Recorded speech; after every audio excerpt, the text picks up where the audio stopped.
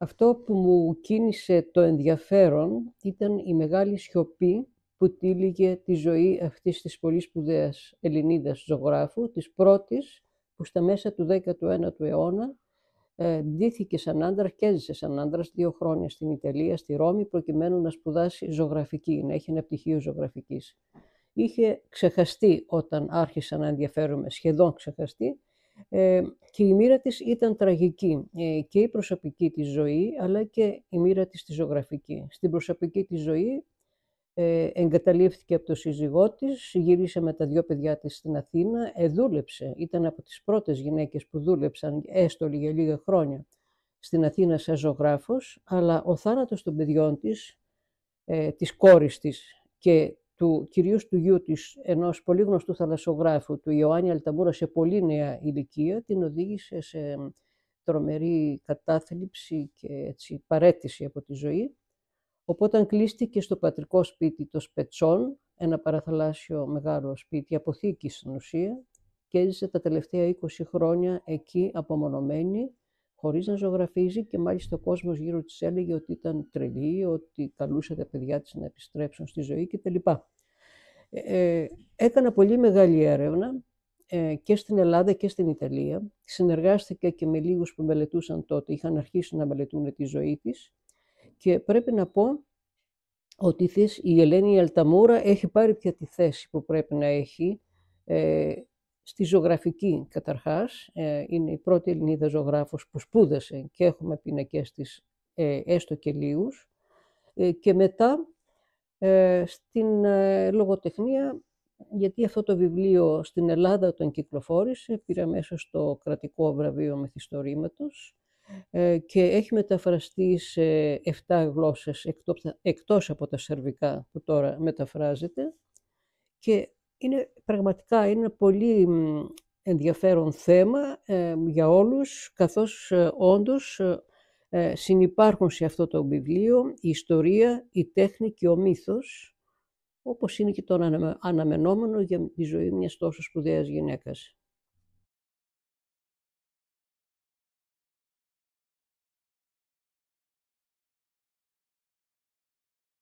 Αναφέρθηκα ήδη στην τραγική ζωή που είχε η Ελένη, παρόλο που ξεκίνησε τόσο επαναστατικά και με τόσο δυναμισμό και κατέληξε έτσι που κατέληξε, αλλά και η τύχη των ζωγραφικών της έργων, τα οποία θα της έδιναν και μια γυναικεία ταυτότητα άλλου τύπου, δεν ήταν καλύτερη.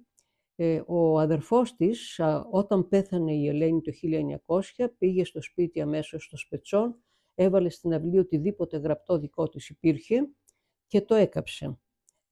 Μάλιστα ήταν περήφανος που έκαψε αλληλογραφία 50 χρόνων με διάφορους από την Ευρώπη, όπως έλεγε. Έκαψε και οτιδήποτε χαρτιά υπήρχαν, κυρίως ας πούμε χαρτιά επίσημα, νομίζω προσπαθώντας να κρύψει κάποια πράγματα που θα αποτελούσαν ντροπή για τη μεγαλοστική του οικογένεια που ήταν σημαντική στην Αθήνα. Δεν ήταν τότε σπάνιο να καταστρέφονται τα κατάλοιπα των γυναικών, οι οποίες είχαν έτσι μια διαφορετική προβολή και μια διαφορετική ζωή από τις υπόλοιπες. Και σήμερα σώζονται από την Αλταμούρα, σώθηκαν, η ανιψιά της πρόλαβε να σώσει μερικά πράγματα, σημειώσεις της, σκίτσα και τέτοια. Φυσικά και τα ηλεογραφίες της 7 ή 8. Σήμερα προφανώς δεν ισχύουν τα ίδια πράγματα για τις γυναίκες, έχει κυλήσει πολύ καιρός, χωρίς να πούμε ότι έχουμε φτάσει σε μια ιδανική κατάσταση πάντα, και βέβαια αναφέρομαι πάντα στο δυτικό κόσμο και σε κοινωνίες που έχουν δημοκρατικό πολίτευμα, διότι όσο μακρινόμαστε από αυτό, η θέση της γυναίκας χειροτερεύει για να φτάσει σε αυτό που βλέπουμε ότι υπάρχει στο Ιράν. Αλλά και μέσα στις ίδιες τις δυτικές κοινωνίες υπάρχει μεγάλη διαφορά αν οι γυναίκες ζουν σε μεγάλες πόλεις, σε πρωτεύουσες, ή αν ζουν απομονωμένες, ας πούμε, και υπάρχουν διαφορές ανάλογα με το θρησκευμά τους, με την κοινωνική τους κατάσταση, με διάφορα πράγματα. Στην Ελλάδα έχουμε τελευταία δυστυχώς πολλά περιστατικά έμφυλης βίας και γυναικοκτονιών, τα οποία δείχνουν ότι παραμένει ισχυρή αυτή η άγραφη στην ουσία πατριαρχία σήμερα.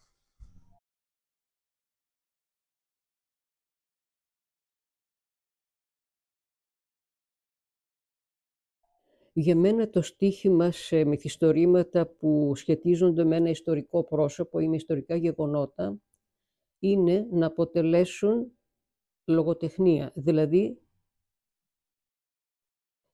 να επικρατήσει η λογοτεχνία και η έρευνα να μην φαίνεται τόσο πολύ. Αυτή είναι μια δική μου άποψη, άλλοι θέλουν να δείχνουν και την έρευνά τους.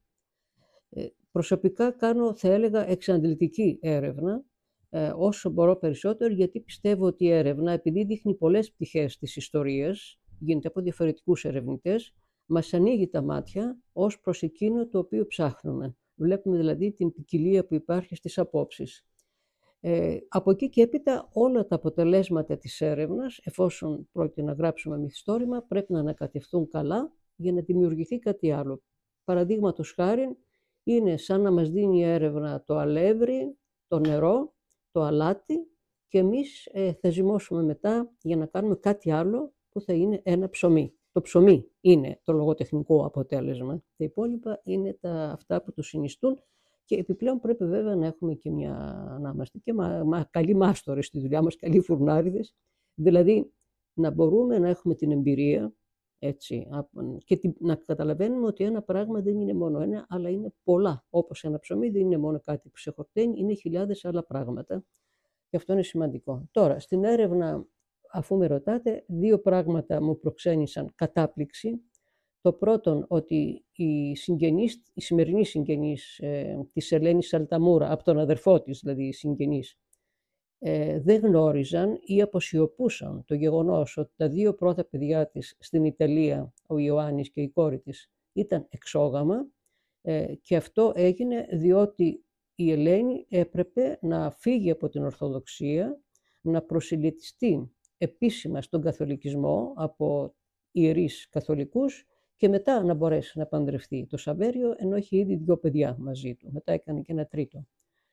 Το άλλο που με εξέπληξε επίσης ήταν ότι οι συγγενείς της αγνοούσαν ότι ο Σαβέριο δηλαδή, Αλταμούρα, ο άντρας που παντρεύτηκε η Αλταμούρα, ήταν επαναστάτης της εποχής του, των μέσων του 19ου αιώνα, είχε καταδικαστεί σε θάνατο στην Νάπολη και κατέφυγε στη Φλωρεντία για να μην εκτελεστεί, και γι' αυτό εκεί γνώρισε και την Ελένη που παντρεύτηκε αργότερα. Θεωρείται ένας γαριβαλδινός ζωγράφος, συμμετείχε στην επανάσταση του Γαριβάλδη. Αυτά δεν τα ήξεραν, αλλά είναι αξιοσημείωτο και το θεωρώ πάρα πολύ τιμητικό για τους συγγενείς της Αλταμούρα ότι δέχτηκαν όλα τα καινούργια αποτελέσματα των ερευνών με πολύ ευχαρίστηση, χωρίς να έχουν την αντίρρηση σε τίποτα, να φέρουν αντίρρηση σε τίποτα.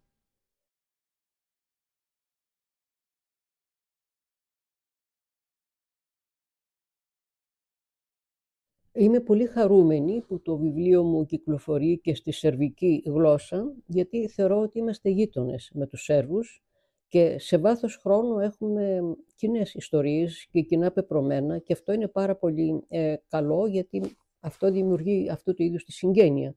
Από εκεί και έπειτα και το παρόν το ίδιο έχει ομοιότητες, παρά τις περιπέτειες που έχει περάσει κάθε μία χώρα και τέλος πάντων τη ζωή που είχε τον 20ο αιώνα. Νομίζω ότι σήμερα πια το παρόν μας έχει πολλές ομοιότητες και αξίζει αυτές οι σχέσεις μεταξύ μας να γίνουν και στενότερες. Εξάλλου αυτό δείχνει, αν θέλετε, και το βραβείο Μπαλκάνικα που μου απονεμήθηκε πριν από λίγα χρόνια, όχι για το Ελένη ο κανένας, αλλά για ένα άλλο μυθιστόρημα.